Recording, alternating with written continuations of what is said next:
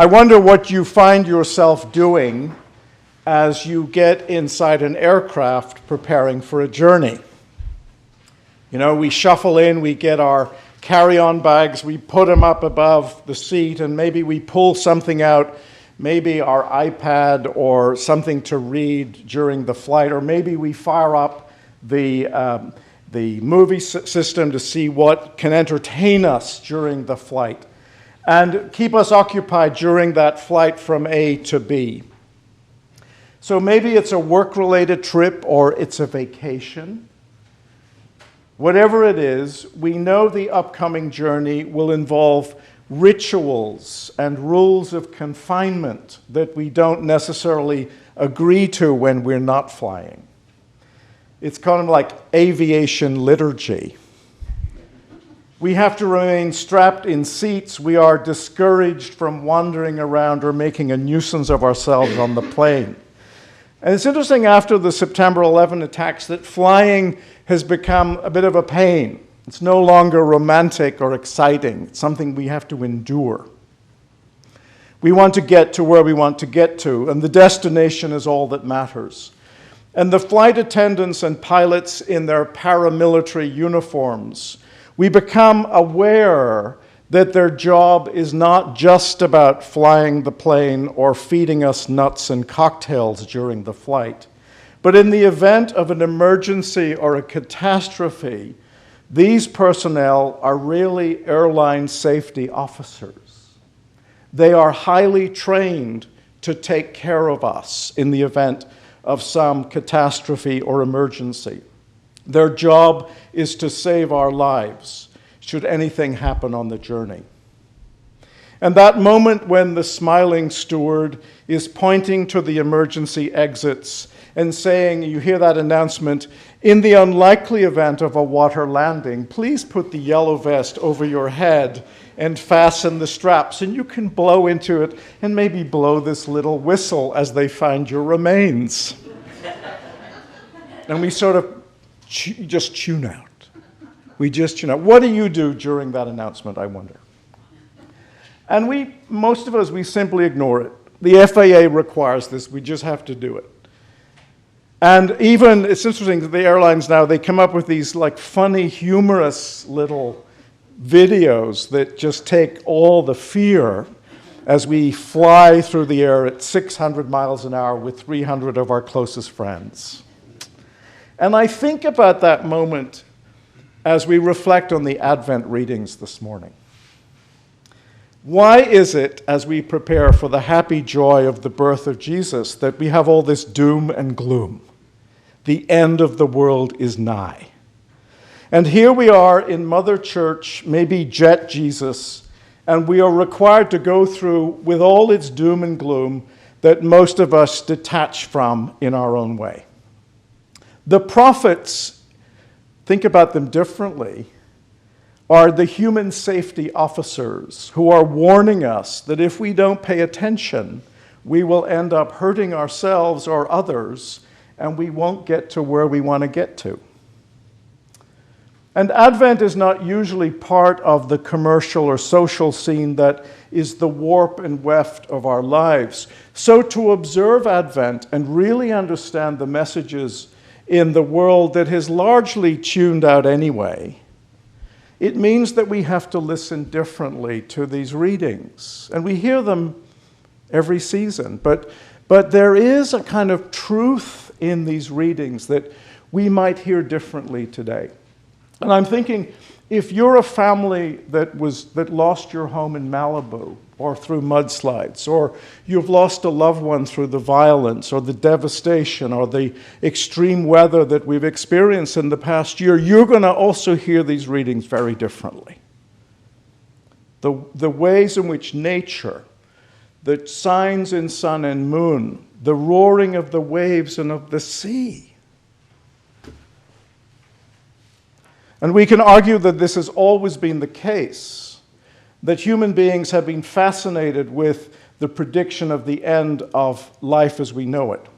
And it's interesting this past couple of days, I've been thinking about this in terms of what does that mean in our own world, in our own society. And on Black Friday, the Trump administration released a very significant report on the effect of climate change on the American economy. And it's interesting because, you know, some naysayers said, well, they released it on a day when most of us were out shopping and consuming more and more stuff. And so the kind of timing was wrong, or was it right? That, again, we wouldn't pay attention to it.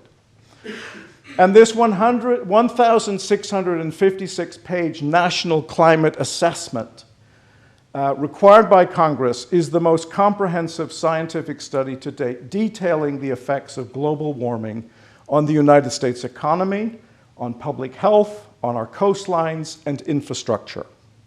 It describes in precise detail how the warming planet will wreak hundreds of billions of dollars of damage in coming decades. And work on this climate assessment has been performed by 300 top scientists, including career government scientists at 13 federal agencies, and it commenced shortly after the publication of the previous report in 2014. And the project was already underway when President Trump was elected to office in 2017. And what it does, it links heat waves, wildfires, hurricanes, flooding, droughts, crop failures, and damage to infrastructure that has already affected US economies and communities to climate change. And it says that to avoid substantial damages to the US economy, environment, and human health and well-being over the coming decades, people must need to take aggressive steps to mitigate climate effects and adapt to those that are already inevitable. I haven't read the whole report, but the three takeaways that got my attention. A chapter on infrastructure concludes that more extreme storms, flooding, and heat waves, along with rising sea levels, will damage the nation's roadways, leading to dangerous infrastructure collapses and up to $21 billion in damages by the end of the century. A chapter focusing on the transportation sector noted that in 2016, it became the top contributor to US greenhouse gas emissions. And third, crop yields in the US Midwest, known as the breadbasket of the world, could fall to 1980 levels by 2050. And the report estimates that the southern US could develop its own firestorm season every year. Some of us in St. Peter's, I saw many of you at the lecture given by Dr. Jeremy Jackson, who's a world-renowned oceanographer. And he worked at the Scripps. I knew him. Mila and I are both friends with him, but he came. He was invited by Joyce Ginsburg to talk about this, and he gave a very kind of doom and gloom report. And that all of us in the United States, and he showed a map of the United States from the extreme weather in the West with drought and firestorms to even in the Northeast, that we have 70% more extreme weather, and that's only going to get worse. So whether you're concerned about your friends on the West Coast, we have the Addams family. Many of you know the Addams family moved to Malibu. They were evacuated because of the fires. And Daniel and his son Emilio were staying behind to provide, support to these families. So we have a direct connection with those fires, and they just went back this week again. And they're determined to kind of, to help that community regroup. So whether we have friends like that connected, or we're concerned about how sustainable our own economy is here in the Northeast, all of this is going to affect us and impact us. And what can we do about it? And I talk about this report because, in a way, this is a secular, scientific, apocalyptic description that is linked both to the Old Testament reading and to the gospel today. This is about a kind of doomsday, an apocalypse that we need to pay attention to.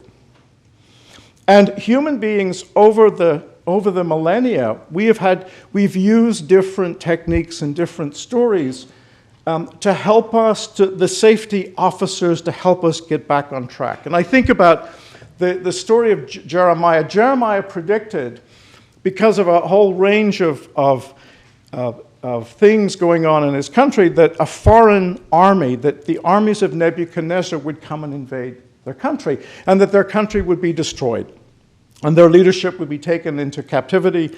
And he predicted this, and nobody paid attention. They all ignored it, and they put him in prison, and he was in prison when the invasion happened. And it's interesting, as a prophet, he didn't say, well, I told you so. He did a very interesting thing. He went out and he bought a piece of desolate property. And it would be like today going into Syria and buying a minefield, or going to Aleppo and buying a bombed-out shop, and saying, one day people will fall in love, get married, grow vines, and life will go on. And it was this great, for Jeremiah, it was this great symbol of investing. When everybody was kind of waiting around for the dust to settle, he was already ahead and saying that's. So what does that mean for us in the light of that report, I wonder? What can we change? And every time I go to change the rubbish, I think about all the plastic that I use. I looked at, and the markets, everything's in plastic. And what's that doing to our oceans? The kinds of cars we're driving. What is it that we're doing to invest in new forms of energy? What are we doing to elect representatives that will ensure that policies and laws are in alignment with this reality that we are facing? In the gospel, Jesus predicts the end of the age. And again, as a first century Jew, it's interesting, in Luke's gospel, this story is part of a much larger, longer apocalyptic gospel. But Jesus believed that in his lifetime, there would be this Son of Man figure who would come from the sky with the armies, and it was like early Jewish science fiction. There would be a battle between good and evil, and that this Savior figure, the Son of Man, a title that he prefers over the Son of God, is going to be the catalyst to bring about the change for good. And just as we are not all of the same mind about climate change, the early church, which was largely Jewish, was not all of the same mind about what the Messiah or the Son of Man would look like.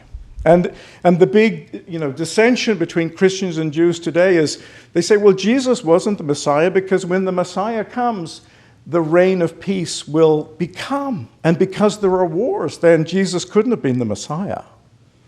So there is contention. There is still disagreement about what this means. And these apocalyptic writings, there are always references to persecution and famine and war, impending salvation and judgment, and the exhortation to specific actions in the midst of suffering. And this is the larger context of the hope in the Son of Man as the human liberator who returns with his armies to crush all that is evil and destructive and to bring about the reign of God. So a lot to think about this Advent. And we have a couple more weeks to think about. It's a kind of wake-up call. There's a lot of the themes of Advent about just waking up to reality. No longer kicking the can down the road or thinking that somebody else is somehow going to fix it. And what are we going to do about that? What does that mean in our personal lives, in our national life, and in our global life? So I close with a quote, again, to focus on this expectant hope. In the midst of that, it's not a kind of utopia, it's dealing with reality, but in the midst of dealing with that reality, there is hope. There is a transformation of something that seems impossible to fix. And I found this wonderful quote that I printed this week in the Mouse newsletter by Caroline Lewis, who's a seminary professor in Minnesota. She says this: "And so therefore, we must then preach a hope that is grounded not in a utopia, but in a truth that chooses hope instead of fear, that believes in divine righteousness instead of self-justification. I have to believe that in saying these words, Jesus was not predicting our future, but merely stating a truth of life as we know it. In that I take comfort and peace. The promise is that God created a different life for us, which is why we do Advent. This is where the liturgical season can come to our aid, where the liturgical season makes so much sense. Advent is full of the present and the not yet of God's kingdom. Advent speaks to the tension between our reality and God's vision for our future. Advent helps us to get a sense of what it feels like to be secure in what is to come, yet we still have to wait. Why Advent, she says? To help us see beyond our present. Why Advent? To give us a lens through which to see God at work when it seems only evil gets the spotlight. Why Advent? To assure us that God has secured a future for us that breaks into our present and really, truly changes our here and now.